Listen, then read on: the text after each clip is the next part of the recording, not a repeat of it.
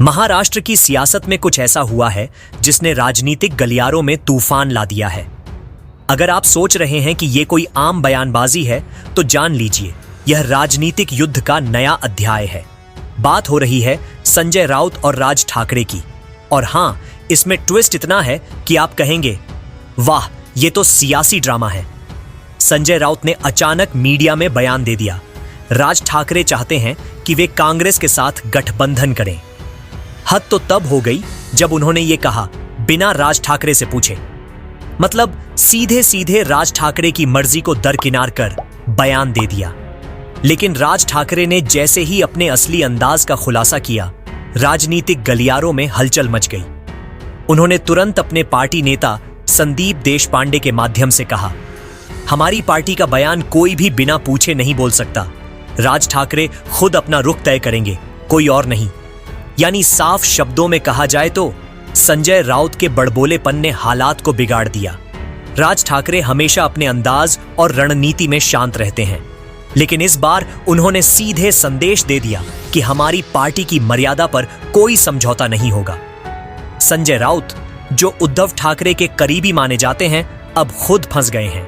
उनका बयान न सिर्फ गलत साबित हुआ, बल्कि राज ठाकरे की धैर्य की परीक्षा भी ले गया। बीएमसी चुनाव जनवरी में होने वाले हैं और सियासी गलियारों में अब सवाल ये उठ रहा है कि क्या राज ठाकरे और उद्धव ठाकरे चुनाव से पहले साथ आएंगे। उद्धव पहले से ही एमवीए में हैं, जिसमें कांग्रेस और एनसीपी शामिल हैं। लेकिन अब स्पष्ट हो गया कि राज ठाकरे अपनी शर्तों पर ही कदम रखेंगे। संजय राउत की बड़बोली ने राज ठाकरे की राह कठिन कर दी है। संजय राउत हमेशा मीडिया में खुलकर बोलते आए हैं, लेकिन इस बार उनके शब्द उन्हीं के खिलाफ लौट आए। राज ठाकरे ने साफ कर दिया कि सिर्फ उनके निर्णय ही मान्य होंगे और किसी की हिम्मत नहीं कि हमारी पार्टी का बयान उनके बिहाफ पर घोषित करे। क्या संजय राउत अब राजनीति के सबसे बड़े बड़बोले बन गए हैं? क्या राज ठाकरे और उद्धव ठाकरे चुनाव से पहले गठबंधन करेंगे या दूरी बनाए रखेंगे? क्या संजय राउत की यह हरकत उन्हें राजनीतिक नुकसान पहुंचा सकती है? राज ठाकरे ने अपने अंदाज और शह से दिखा दिया कि राजनीति में बोलने से पहले सोचना और हद जानना जरूरी है। संजय राउत के लिए अब यह सोचने का वक्त है कि अगला कदम क्या होगा। हिम्मत और बड़बोली की कीमत कभी कभी बहुत महंगी पड़ जाती है। तो दोस्तों, अब आपका क्या ख्याल है? क्या संजय राउत ने अपनी हद पार कर दी या राज ठाकरे ने सही समय पर अपनी ताकत दिखाई? कमेंट में अपनी राय दें।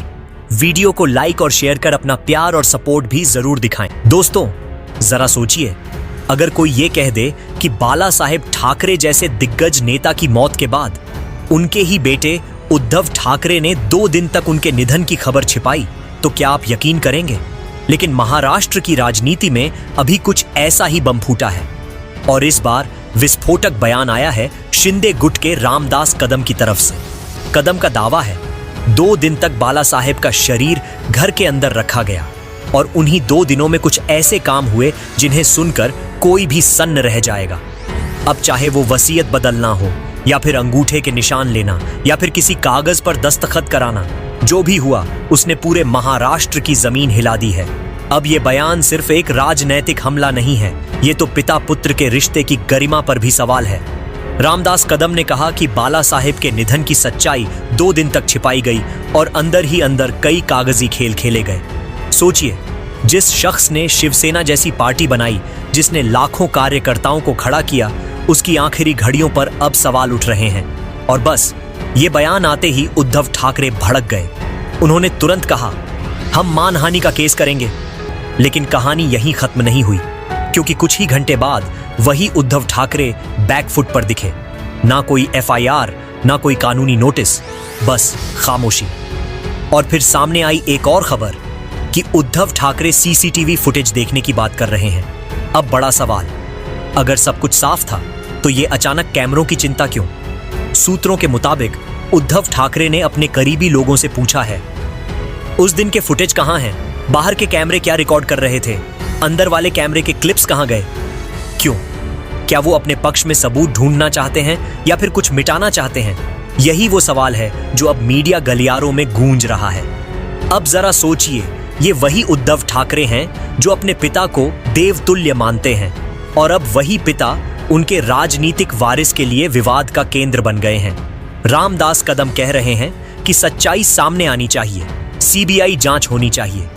वहीं उद्धव गुट कह रहा है ये सब झूठ है, हमारे देवतुल्य बाला साहेब का अपमान है। पर सच कौन बोल रहा है? ये सवाल अब सिर्फ राजनीतिक नहीं, भावनात्मक हो गया है।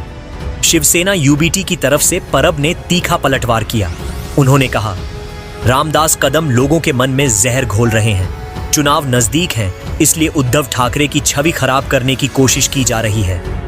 लेकिन बात यहां खत्म नहीं होती, क्योंकि रामदास कदम अब सीबीआई जांच की चिट्ठी मुख्यमंत्री फडणवीस को भेजने वाले हैं।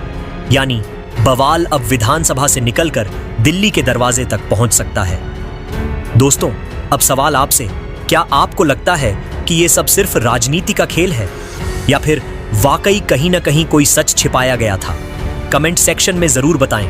आपकी राय बहुत मायने रखती है, क्योंकि अगर वाकई ऐसा हुआ जैसा दावा किया जा रहा है तो इसका मतलब है कि महाराष्ट्र की सबसे ताकतवर विरासत पर एक काला साया मंडरा रहा है। कौन सही है, कौन गलत, ये तो शायद कैमरे बताएंगे, या फिर वो वक्त जिसने सब कुछ देखा पर कुछ कहा नहीं। अब देखना होगा, क्या उद्धव ठाकरे सच में कोर्ट जाएंगे या ये मामला भी बाकी विवादों की तरह धीरे धीरे ठंडा पड़ जाएगा? आपको क्या लगता है? क्या उद्धव डर गए हैं या पलटवार की तैयारी में हैं? नीचे कमेंट करें, वीडियो को शेयर करें और हाँ, हमारे चैनल को सब्सक्राइब करना न भूलें, क्योंकि अगले एपिसोड में हम बताएंगे बाला साहेब की वसीयत में आखिर लिखा क्या था और कैसे वो एक कागज अब उद्धव की राजनीति का सबसे बड़ा दुश्मन बन गया है। दोस्तों, सोचिए, अगर किसी मां की मूर्ति पर लाल रंग डाल दिया जाए तो गुस्से की लपटें किस हद तक फैल सकती हैं, और अगर वही घटना किसी राजनीतिक परिवार से जुड़ी हो तो उसका असर कितना बड़ा होगा। आज हम आपको ऐसी खबर सुनाने जा रहे हैं जिसने पूरे महाराष्ट्र की सियासत को हिलाकर रख दिया।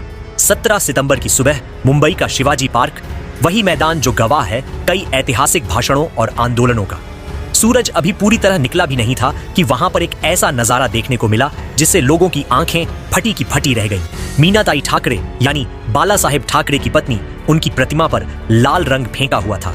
जी हाँ, खून जैसा लाल। सुबह करीब 6:30 बजे एक व्यक्ति ने यह दृश्य देखा और देखते ही देखते खबर आग की तरह फैल गई। कुछ ही देर में शिवाजी पार्क के चारों तरफ राजनीतिक कार्यकर्ताओं की भीड़ उमड़ पड़ी। नारों की गूंज, गुस्से से लाल चेहरों वाली भीड़ और कैमरों की फ्लैश, पूरा माहौल ऐसा लग रहा था जैसे कोई फिल्मी सीन चल रहा हो। लेकिन यह फिल्म नहीं थी, हकीकत थी। सवाल यह था कि आखिर यह लाल रंग फेंका किसने और क्यों? क्या यह किसी विरोधी दल की साजिश थी या फिर घर के अंदर का कोई खेल?